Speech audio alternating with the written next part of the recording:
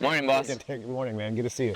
Good to see you too, man. Welcome to France. Thank you. I'm excited to be here. Man, I'm excited to have you here and excited for the weekend that all the team has prepared for us. You coming straight from the States? Yep, absolutely. So I got here late last night, took the red eye to Heathrow, spent the day in Heathrow, and then here. All right. First official day is today. First official day, yes, Yep. okay. And how you see things are going? Are going well, as planned? Looks great. I mean, this is an amazing venue. It's so new. They were saying that it's like just opened, so that's exciting. I think everything's looking like it should. Got it. Can't wait to get the athletes in. Exactly. It's gonna be so. Just so you know, guys, today we're on Thursday. Athletes are gonna come in later today. Volunteers are starting to join, and tomorrow the action is gonna start. One thing, boss. So this is the first year, outside from the year that we did sanctionals, that CrossFit is partnered up with local competitions. How did that came about to happen? Yeah, well, it's not exactly the first year. You know, in certain regions, we partnered with existing events. You know, Torian Pro in Australia, That's they've been true. a long-standing event. Far East Throwdown also in Asia. You know, so there's- Competición, maybe. exactly, yeah, Competición. So there's been a lot of partnering with some of these regional events for a long time now. It just made sense for us to continue that trend with all of them. You know, we have some really experienced people out there. And I think people don't recognize sometimes that the CrossFit Games team is really small. And It so is. it's tough for us to be everywhere all at once. So why not leverage the talents of people out there that are doing these events anyway, and letting them, you know, host these semifinals. Being said that, now that there are some other factors into play, because as you say, the CrossFit Games team is so small, so that makes you like kind of comfortable that you're always working with the same group, you trust them. Now you have to expand that circle of trust a little bit more. Okay, so how does that feel? Obviously, French Throwdown has a lot of history here in Europe. We know Daniel Chaffee because he's from inside of CrossFit. But where do these conversations come out? Like, hey, do we trust these people to organize these events? Should we like keep it to ourselves? I mean, it's like circles on circles on circles, if that makes any sense. What I mean by that is, you know, we have some people at the head of this event that have been working CrossFit Games events for years. And so, you know, people like Max, people like Matt Dubrek, people like, you know, Julian and Daniel, they've been around forever. And they've been a part of some of the major season events in the past. And so it makes perfect sense to have them take their event. And then the people that they trust underneath them, I mean, we trust them because we trust them. So, Yeah, exactly. so it kind of trickles down from that.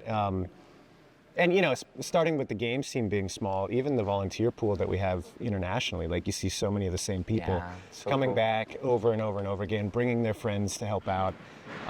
So that community aspect of it makes it easier to trust the beautiful. process. Yeah. It's beautiful. Yeah. Now I'm gonna talk you sport. Are you a fan of the sport? Of course. I mean, I wouldn't be here if I wasn't. right? Exactly. Because people sometimes think like, hey, like the organization team in the sport, they just organize it, but they're not really way. fans of it. No No, way. it's too much work. If we didn't enjoy it ourselves, I don't think anybody would last that long. You know, Okay, like there's so- too much work. We already know the events ahead of time. Which one of them are you excited the most to see it display on the floor? You know, I think 1 and 6. 1 and 6. Yeah, so I like the bookend events. The first one I think is really great, especially because we get to run, you know, not on a machine, but actually out on the different venues. Yeah. I think that's going to be really cool. Big heats too, you know, 20-person heat, so that'll be cool. And then, the final, the sprint finish, I think is going to be really exciting. So you like races, like fast races? Absolutely, yeah. And I think the close third would be the handstand walk row. It's a row. Yeah, because I think that's going to be a lot faster and a lot more of it's not quite a sprint, it's not quite that fast, but it's going to be a lot more intense than I think people give it credit for on paper. So that one's going to be, I think, a really good race. That's cool. That's cool. Now let me ask you something. Planning it out ahead of time, when the first, let's call it, drawings of the workouts were going there, the running, which is like the big topic this year, from the first moment was like, hey guys, we're doing this on the floor, or we're gonna use a runner machine? No, for sure. We wanted to do it outside. From the first yep. moment? Okay. Even from as early as last season. You know, we were looking at venues for the future games. You know, we're always kind of looking for new spots, and obviously we're in Texas this year. But we were looking at a venue somewhere, and I can't even remember where it was, but they had the main venue, and then they had a secondary small venue that would have been perfect for like a little 400-meter loop. We're thinking, man, how many other venues are like that where they have the opportunity to get outside and use the grounds to do things like running? And so this is a conversation that started last year. All right. We're like, okay, at semis, like we have to do some running. All right. Now that because And I'll also say too, sorry not to interrupt, but it's difficult because with the online stages of the season, the Open and the quarterfinals, running is such a big element of fitness, but you can't really do it well in the online competitions. It's hard to do. And so we had tried before with the shuttle runs. And the shuttle runs are okay, but they're not, I think they're not everybody's favorite, And it's different. It's different than a straight track 800 or 400. It's a proper starting running and stopping skill. all the time is very different. Yeah. And so not being able to test that until the games is a problem in my opinion. So trying to get that in early is great. Exactly. Going back to that, because I try to go back in CrossFit Games history. I try to learn from it, and I try to see the progression from Open, quarters, semis, regionals back in the day, and then games. And sometimes we see progressions of the difficulty of the movement, progressions of the weights, progression of the rep scheme.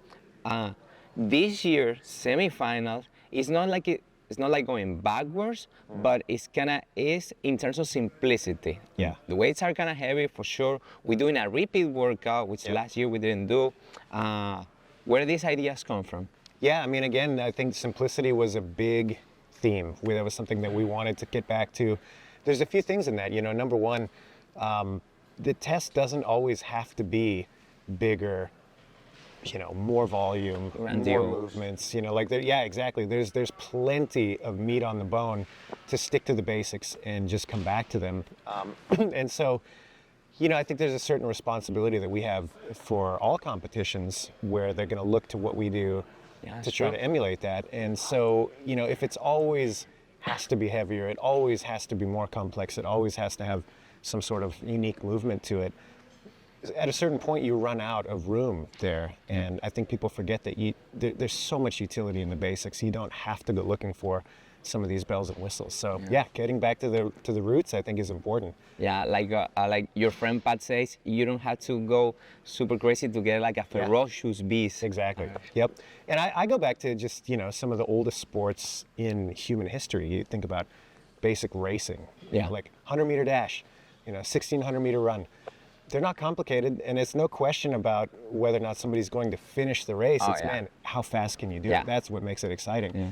And I think the same thing is true for a lot of CrossFit competition. It doesn't always have to be this crazy test on paper. It's, hey man, who's got the guts to race? That's the cool part. I agree with you, like making it like this primal thing of, hey, I'm going this way and you're going this way, but I'm going there faster than you. Yep. Like that gets the better of our athletes specifically nowadays that they're so fit. Yep.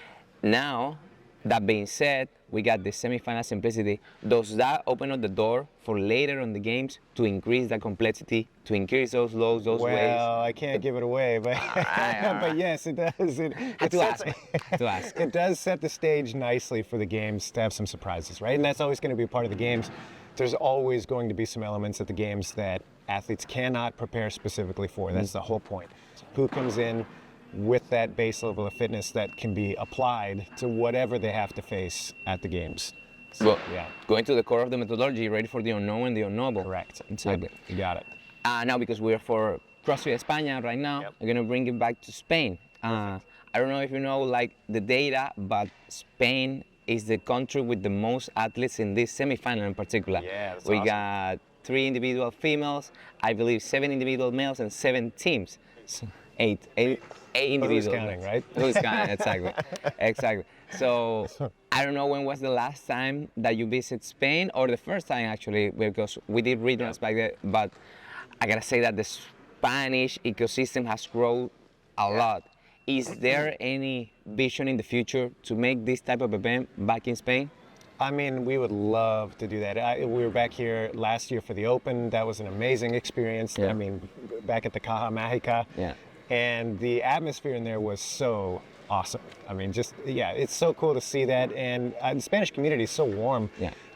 It's hard to express because I'm just a guy that shows up. And, these people don't know me necessarily, but they're so welcoming. And I mean, we had such a good time. You know, Danny showed me around, and we got to visit different affiliates. We did 23.1 We did. right before I flew out. You know what I mean? Like, it was so fun.